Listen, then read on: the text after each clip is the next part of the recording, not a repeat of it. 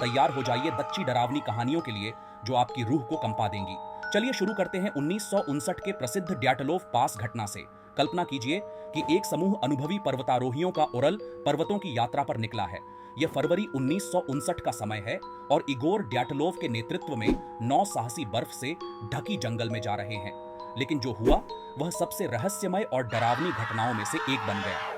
यात्रा शुरू होने के कुछ ही दिनों बाद समूह का तंबू अंदर से फटा हुआ पाया गया और पर्वतारोहियों के शव विचित्र और भयावह परिस्थितियों में मिले। कुछ को ठंड में लगभग नग्न अवस्था में पाया गया, जबकि अन्य के सिर में गंभीर चोटें थीं और कुछ की आंखें भी गायब थीं। फिर भी संघर्ष के कोई संकेत नहीं थे। इस घटना के बारे में विभिन्न सिद्धांत हैं, जैसे हिमस्खलन, ठंड से मौत, गुप्त सैन्य प्रयोग और यहाँ तक कि परग्रही संपर्क। हालांकि कई जांचों के बावजूद ड्याटलोव पास घटना के पीछे की सच्चाई अब भी एक रहस्य बनी हुई है। क्या हो सकता है जिसने इन अनुभवी पर्वतारोहियों को इस तरह के भयावह अंत तक पहुंचा दिया?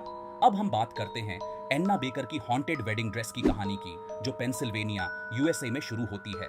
19वीं सदी के मध्य में एन्ना बेकर एक धनी परिवार की बेटी थी। उसने एक लोहार से प्यार कर लिया, लेकिन उसके पिता ने उनकी शादी की अनुमति नहीं दी। एन्ना ने एक खूबसूरत वेडिंग ड्रेस खरीदी थी जिसे वह अपने शादी के दिन पहनने का सपना देखती थी, लेकिन उसके पिता के विरोध के कारण वह कभी शादी नहीं कर पाई। कहते हैं कि एन्ना ने पूरी जिंदगी इस असफल प्रेम की पीड़ा में बिताई। उसकी मौत के बाद वेडिंग ड्रेस को बेकर परिवार के म्यूजियम में रखा गया। यहाँ से शुरू होती है असली डरावनी कहानी। म्यूजियम के कर्मचारी और विजिटर्स ने बताया कि उन्होंने रात में उस ड्रेस को हिलते हुए देखा, जैसे कोई अदृश्य शक्ति उसे पहनने की कोशिश कर रही हो।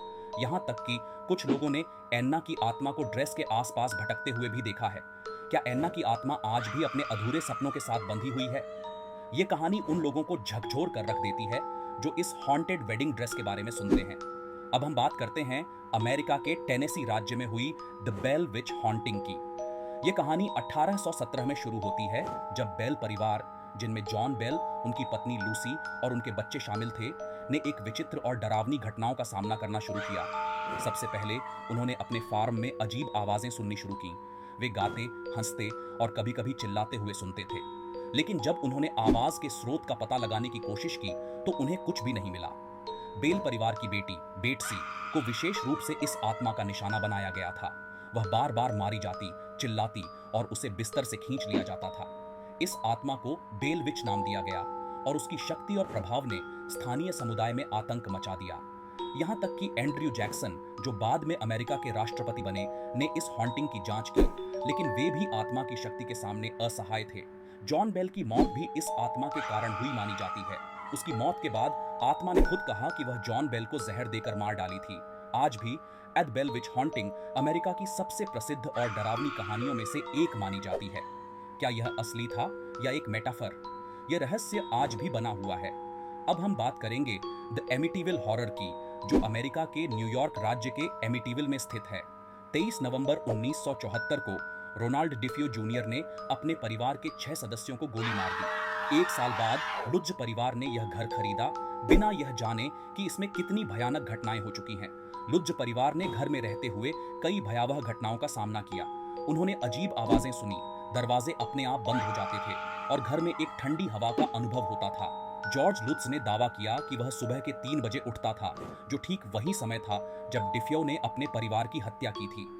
लुत्ज परिवार ने कहा कि उन्होंने अपने घर में एक लाल कमरे की खोज की, जो कि घर के नक्शे में नहीं था। वे कहते हैं कि यह कमरा बुरी आत्माओं का अड्डा था। उनके बेटे का कहना था कि उसने एक लाल आंखों वाला भयानक स्वर देखा। इन सभी घटनाओं से डरकर लुत्ज परिवार ने घर छोड़ दिया, केवल 28 दिनों के बाद। उनकी कहानी ने किताबें, फिल्में और कई डॉक्यूमेंट्रीज को प्रेरित किया, जिससे एमिटीविल हॉरर एक डरावनी कहानी का प्रतीक बन गया। आज भी लोग इस घर को देखने आते हैं, जो अब भी विवाद और रहस्य का केंद्र बना हुआ है। क्या लुत्ज परिवार की कहानी सच्ची थी या एक बड़ी छलावा? ये रहस्य आज भी सुलझा नहीं है। अब हम बात करेंगे रॉबर्ट द डॉल की, जो फ्लोरिडा, अमेरिका में स्थित है। कहानी की शुरुआत 1904 में होती है, जब एक लड़के रॉबर्ट यूजीन ऑटो को यह डॉल उसके परिवार के एक नौकर ने दिया था। इस डॉल को रॉबर्ट नाम दिया गया और धीरे धीरे परिवार ने देखा कि कुछ अजीब चीजें होने लगीं। यूजीन ने दावा किया कि डॉल उससे बात करती थी।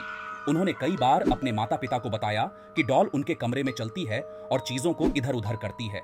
परिवार ने यह भी देखा कि घर के अंदर अजीब आवाजें आती थीं और चीजें अपने आप हिल जाती थीं। अजीब घटनाओं का सिलसिला तब शुरू हुआ जब यूजीन के माता पिता ने उसे कमरे में बंद पाया और दरवाजा खुला हुआ था। यूजीन ने कहा कि रॉबर्ट ने दरवाजा बंद किया था। यूजीन के बड़े होने के बाद भी उन्होंने इस डॉल को अपने पास रखा और इसे अपने घर में सम्मानित स्थान पर रखा। जब यूजीन की मृत्यु हो गई तब यह डॉल एक संग्रहालय को दान कर दी गई। लेकिन यह कहानी यहाँ खत्म नहीं होती। कहते हैं कि आज भी जब लोग इस डॉल को देखते हैं तो उन्हें अजीब अनुभव होते हैं। कई लोग कहते हैं कि डॉल की आंखें उन्हें घूरती हैं और कभी-कभी डॉल अपने आप हिल जाती है। कुछ लोग कहते हैं कि उन्होंने डॉल से आवाजें भी सुनी हैं। क्या रॉबर्ट द डॉल सच में हॉन्टेड है? यह रहस्य आज भी कायम है और कई लोग इस डॉल को देखने के लिए संग्रहालय आते हैं।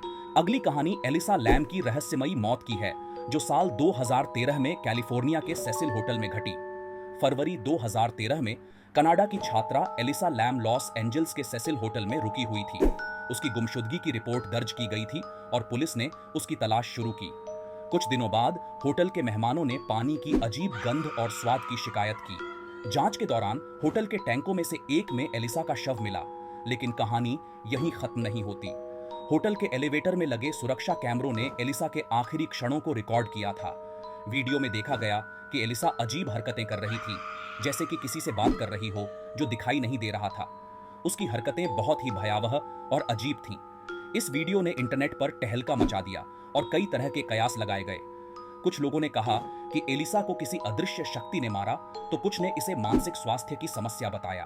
फोरेंसिक जांच के बाद एलिसा की मौत को आकस्मिक डूबने का मामला बताया गया, लेकिन यह नहीं बताया गया कि वह टैंक में कैसे पहुंची। इस मामले ने सेसिल होटल को और भी बदनाम कर दिया, जहां पहले भी कई रहस्यमयी घटनाएं हो चुकी हैं। एलिसा लैम की कहानी आज भी इंटरनेट पर चर्चित है और इस रहस्य ने लोगों को हैरान कर दिया है। क्या अगली कहानी डियर पार्क के भूतिया टेप रिकॉर्डर की है, जो साल 1974 में टेक्सास के एक छोटे से कस्बे डियर पार्क में घटित हुई। 1974 में एक व्यक्ति ने अपने घर में एक पुराना टेप रिकॉर्डर खरीदा। उसने इसे अपनी बेटी के कमरे में रखा, जो अक्सर अजीब आवाजों और घटनाओं की शिकायत करती थी। एक दिन उसने टेप रिकॉर्डर को चालू किया और रिकॉर्डिंग शुरू की। रिकॉर्डिंग में उसने जो सुना, उसने उसे और उसकी बेटी को भयभीत कर दिया। टेप रिकॉर्डर में किसी अदृश्य शक्ति की आवाजें दर्ज थीं। आवाजें गहरी, धीमी और बहुत ही डरावनी थीं। उन्होंने कहा कि वे इस घर में पहले रहते थे और अब भी यहीं हैं। आवाजें इतनी स्पष्ट थीं कि उन्हें अनदेखा नहीं किया जा सकता था। यह घटना जल्द ही पूरे कस्बे में फैल गई और लोगों ने विभिन्न प्रकार के तर्क और कहानियां बनाई।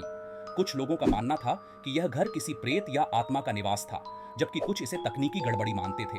लेकिन इस घटना ने डियर पार्क के लोगों को डर और रहस्य में डाल दिया। घर के मालिक ने जल्द ही घर छोड़ दिया और वहां फिर कभी नहीं लौटे। आज भी डियर पार्क के लोग उस घर से दूर रहते हैं और उस टेप रिकॉर्डर की कहानी को भूल नहीं पाए हैं। क्या अगली कहानी काले आंखों वाले बच्चों की है, जो साल 1997 में टेक्सास में शुरू हुई थी। 1997 में एक पत्रकार ब्रायन बेथेल ने दावा किया कि उन्होंने 2 काले आंखों वाले बच्चों को देखा था। वह अपनी कार में बैठे थे जब 2 लड़के उनकी कार के पास आए और उनसे सिनेमा जाने के लिए लिफ्ट मांगने लगे। जब ब्रायन ने उनकी तरफ देखा तो उन्होंने देखा कि उन बच्चों की आंखें पूरी तरह से काली थीं, बिना किसी सफेदी के। ब्रायन को एक अजीब सा डर महसूस हुआ और उन्होंने तुरंत बच्चों को लिफ्ट देने से इनकार कर दिया। बच्चों ने और भी जोर से मांगना शुरू किया, लेकिन ब्रायन ने उनकी बात नहीं मानी और जल्दी से वहां से निकल गए। इस घटना के बाद कई और लोगों ने भी ऐसे बच्चों को देखने का दावा किया। ये बच्चे अक्सर रात में दिखाई देते हैं, अकेले या समूह में होते हैं और अजनबियों से मदद मांगते हैं, लेकिन उनकी काली आंखें और अजीब व्यवहार लोगों को डरा देते हैं। कई लोग मानते हैं कि ये बच्चे भूत, एलियंस या किसी अन्य अलौकिक शक्ति के हैं, लेकिन सच क्या है, ये आज भी एक रहस्य बना हुआ है। तो अगर आप कभी रात में किसी अजीब बच्चे से मिलें तो सावधान रहें और उनकी काली आंखों पर ध्यान दें। हो सकता है वे काले आंखों वाले बच्चे हों जो आपको भी डराने आए हों। यह थी हमारी सच्ची और दिल दहला देने वाली कहानियों की यात्रा। अगर आपको यह वीडियो पसंद आया हो तो इसे लाइक और शेयर करें और हमारे चैनल को सब्सक्राइब करें ताकि आप ऐसी ही और रोमांचक कहानियों से जुड़ सकें।